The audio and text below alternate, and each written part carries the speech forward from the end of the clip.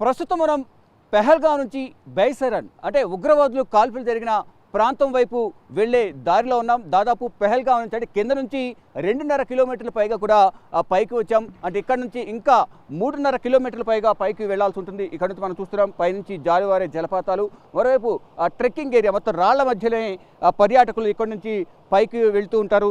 దానిలో భాగంగానే ఇక్కడ రాళ్ళు ఏదైతే కాలినడకన వెళ్ళలేని వారు ఎవరైతే ఉన్నారో ఈ రాళ్ల మార్గంలో వెళ్ళడానికి అవకాశం ఉండదు. కాబట్టి మ్యాక్సిమం అందరూ కూడా వీటిని ఎక్కువగా వినియోగిస్తూ ఉంటారు. ఈ గుర్రాలను ఎక్కువగా వినియోగిస్తూ ఉంటారు. గుర్రాల ద్వారానే ఈ రాకపోకలు అనేది ఎక్కువగా సాగుతూ ఉంటాయి. కానీ గత 4 రోజులుగా పర్యాటకులు ఎవరూ రాకపోవడంతో ఈ గుర్రాలు కూడా ఇంటికి పరిమితమైన పరిస్థితి కనిపిస్తూ ఉంది. మొత్తం ఈ రాళ్ల మధ్యనే వెళ్తూ ఉంటారు. ఇక మనం చూస్తుంటే ఇక గుర్రాలకు సంబంధించిన కాళ్ళ ఆనవాళ్ళు, ఈ గుర్రాలు కూడా ఈ రాళ్ల మధ్యన వెళ్ళేందుకు అవకాశం ఉండదు. కాబట్టి అవి కూడా ఒక సపరేటు మార్గాన్ని ఎంచుకుని ఈ పక్క నుంచి మట్టి ప్రాంతం ఏదైతే ఉందో ఇక్కడ నుంచి ఈ మధ్యలో కూడా రాళ్ళు ఉంటాయి.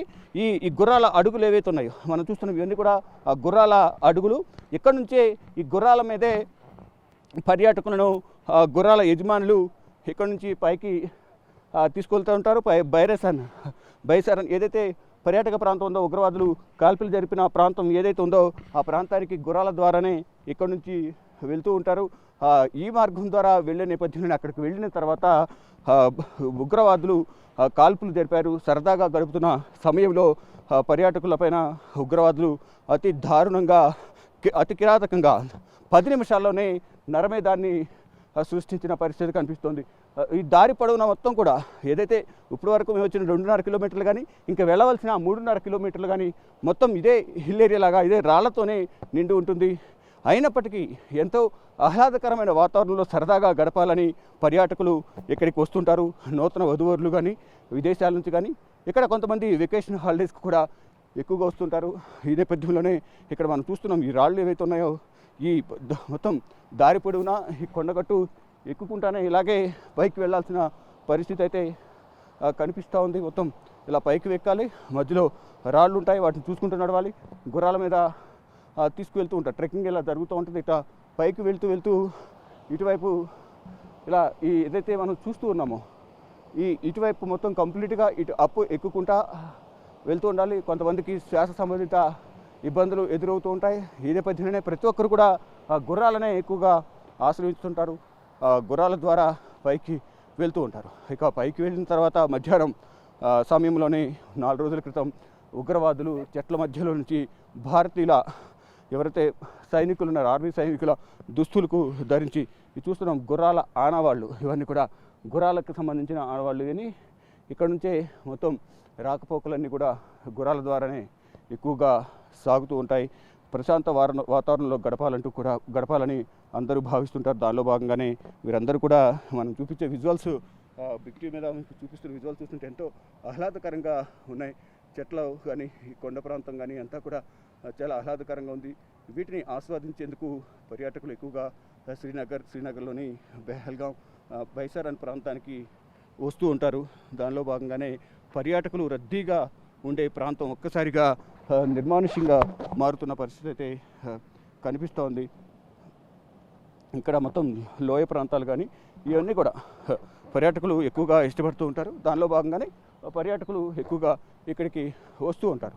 ఇక మొత్తంగా చూసుకుంటే ఏదైతే పెహల్గాం నుంచి 6.5 కిలోమీటర్లు పైకి వెళ్లాల్సి ఉంటుంది. దారి పొడవున కూడా మొత్తం రాళ్ళు రప్పలే ఉంటాయి. గుర్రాలు కూడా ఈ రాళ్ళు రప్పల మధ్యనే పైకి పర్యాటకులను తీసుకువెళ్లాల్సిన పరిస్థితి ఉంటుంది. కానీ ఆ రోజు జరిగిన మారణకాండ ఏదైతుందో నరమేధం 10 నిమిషాల్లోనే వచ్చి 26 మందిని హతమార్చి వెళ్ళిన పరిస్థితి కనిపిస్తుంది. అప్పటి నుంచి కూడా ఇప్పటికీ పర్యాటకులు ఎవరు కూడా ఈ బైసరన్ రావాలంటేనే భయపడుతున్న పరిస్థితి కనిపిస్తూ ఉంది. ఇటు పోలీసులు కూడా, భద్రతా బలగాలు, ఆర్మీ, ఇటు ఎన్ఐఏ ప్రతి ఒక్కరు ఇక్కడ ఆ రోజు నుంచి కూడా ఎవరిని కూడా పర్యాటకులను ఎవరిని కూడా పైకి అనుమతించడం లేదు. ఇలా ఈ ప్రాంతం ఏదైతే ఉందో ఇటు నుంచి పక్క ప్రాంతాలను ఈ రోడ్డు నుంచే గుర్రాలను కూడా తీసుకువెళ్తూ ఉంటారు. ఒకవైపు జాలువారే జలపాతాలు, పైనుంచి వచ్చే జలపాతాలను చూడటానికిను, మళ్ళీ వైపు నడుచుకుంటూ పైకి వెళ్ళిన తర్వాత ఆ ఆహ్లాదకరమైన వాతావరణం చూసిన తర్వాత ఈ నడిచిన కష్టం అంతా మర్చిపోతూ అక్కడ ఫోటోలు దిగుతూ వీడియోలు తీసుకుంటూ ఎంతో ఆహ్లాదకరంగా గడుపుతుంటారు. ఇలా ఆహ్లాదకరంగా గడుపుతున్న సమయంలోనే ఉగ్రవాదులు ఒక్కసారిగా విరుచుకుపడటంతో 26 మంది ప్రాణాలు కోల్పోవలసిన పరిస్థితి వచ్చింది.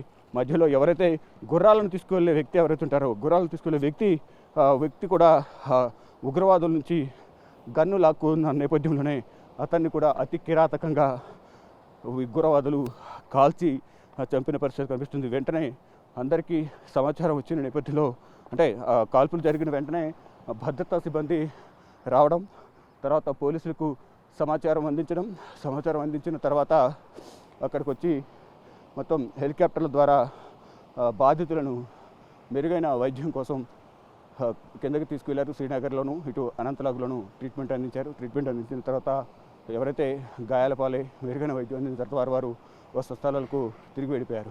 ఇక నిన్న ఆర్మీ చీఫ్ ఉపేంద్ర ద్వివేది కూడా పైన ఏదైతే బైసరన్ ప్రాంతం ఏదైతుందో ఆ ప్రాంతాన్ని సందర్శించి ప్రజెంట్ సిచ్యువేషన్ ఏ విధంగా ఉందనేది కూడా ఎన్ఐఏ నుంచి ఆర్మీ సిబ్బంది నుంచి కూడా మొత్తం అధికారుల నుంచి సమాచారం తెలుసుకుని ఫర్దర్ యాక్షన్ ఏ విధంగా ఉండాలి అనే దానిపై కూడా వారందరికీ సూచన చేశారు. అందరికీ కూడా సెలవులన్నీ కూడా రద్దు చేసి 24 అవర్స్ అందరూ సిద్ధంగా ఉండాలంటూ కూడా తెలియజేశారు. దానిలో భాగంగానే మొత్తం ఎక్కడికక్కడ పటిష్టమైన భద్రతను ఏర్పాటు చేశారు.